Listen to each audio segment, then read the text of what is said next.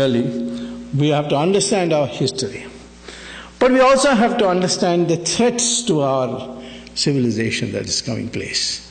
And we have to have a united response to it.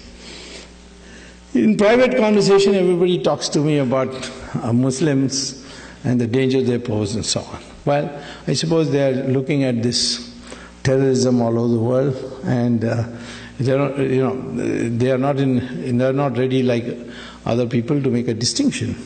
And they generally say in a generic term the Muslims are terrorists, etc. But the fact is, you see, the problem with Muslims is not their terrorism. It's their religion is so clear-cut.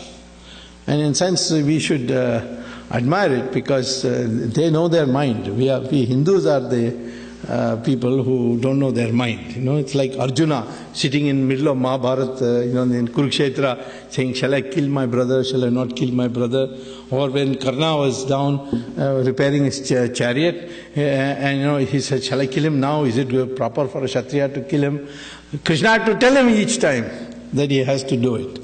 So this nagging doubts, the Indians have all kinds of nagging doubts. Whereas the Muslim is very clear-minded. And Muhammad told them the world is in three parts. And the Muslim behavior must be different for each of those parts. First part, he said, is Darul Islam.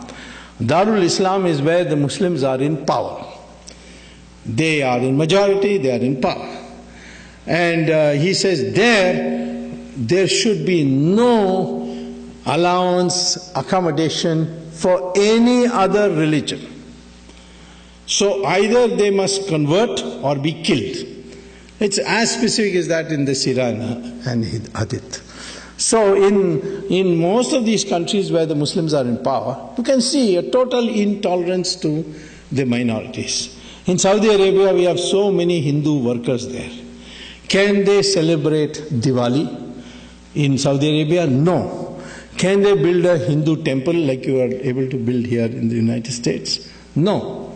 Can you even carry the picture of Ramchandra ji in your pocket when you go to work? No. And there are penal offenses if you do it. You can't even have Satyanarayan Puja inside your own house.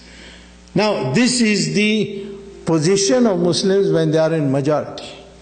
When they are in minority, as in India, they are demanding mosques, they are demanding their right to read namaz, the Friday holiday, etc., a separate code for marriage, and so on. So what the Muslims demand as a minority, they will not accept to give when they are in the majority. So that's you may not like this point of view, but there's clarity in that mind. And so Muhammad says that when you are in majority, you are not to tolerate any other religion. You must wipe it out. Second is that where the Muslims are not in majority, there Muhammad divided the world into two parts. And that is, first part is, which he called as Darul Harab. Darul Harab is where the Muslims are in a sizable minority and the majority is divided. The majority is confused, like we are today, like we Hindus are today.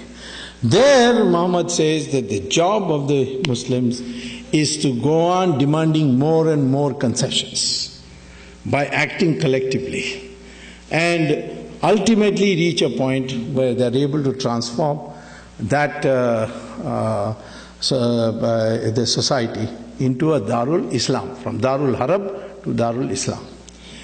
So when you look at the laboratory experimentation of this, of selecting, looking for evidence, you see this very clearly. Take Kashmir. Kashmir is, the valley at least is a majority Muslim area. See what has happened to the minorities there. 500,000 Kashmiri Pandits have been driven out. All the temples have been destroyed to the extent that they can, where it's not protected by central police. And Hindus have hardly any rights. They are discriminated against, they are threatened. In Pakistan, it's very difficult to remain a Muslim. There are a few Muslims there, maybe a few Hindus, or like about 50,000 or so. Some say 500,000, but I don't know. But those who come from there tell horrible stories of what happens to them.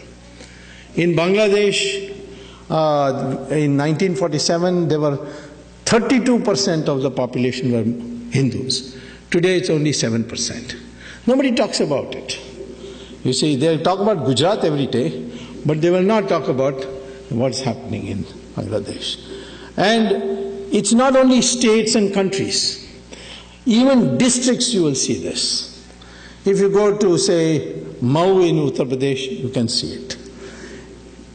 Even why you go to Kerala, in Malappuram, the Hindus are living there in utter fear. And they invited me recently to address a meeting, and I did go. And there I found that even though there's no such provision for such a law, and it's illegal to advocate it, Muslims have laid down a rule there that if any Hindu wants to sell a property in Malappuram, he has to sell it to another Muslim. So this is, you can see in a district. Even smaller you go down to Tamil Nadu. Total population of Muslims in Tamil Nadu is 5%. In one area near Vellore, it's called Mel Visharam, there is a town panchayat. In the town panchayat, there is 75% Muslim. And the local body's election, they come to power in the administration of that town panchayat.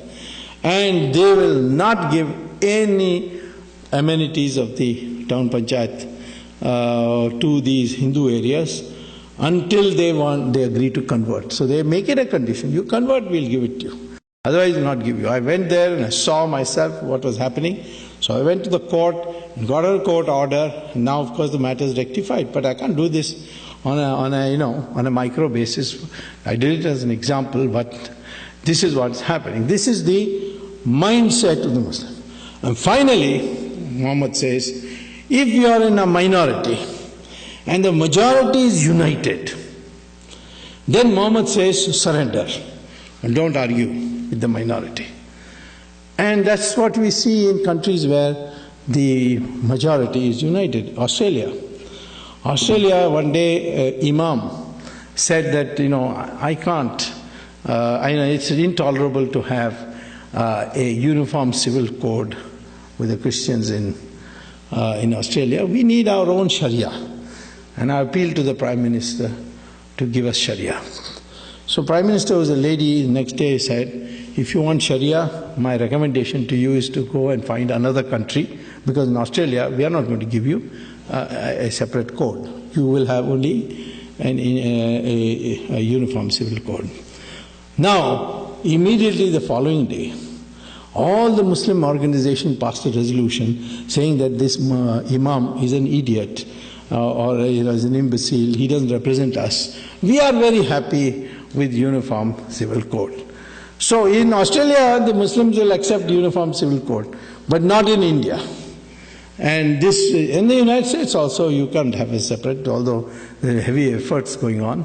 So where the majority is united, the Muslim population is advised by Sirah and Hadith to cooperate, collaborate, capitulate to the majority.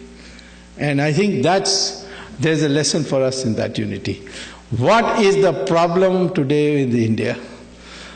There are all the time an accusation that politicians are, appeasing the minority, they are appeasing them to get votes, it's vote bank politics, so on. Well, I have talked to those politicians, like Maulam Singh, and I told them, what is this that you're doing? So he said, well, I can't get elected unless the Muslims vote for me. Because the Hindus will only vote, only Yadavas will vote for me. Others will not vote for me. So therefore I have to appease them. And the day the Hindus vote as one block, that day I will put on a tika and say, Jai Shri Ram, and come out of my house. Because I am interested in getting vote, and this is the way to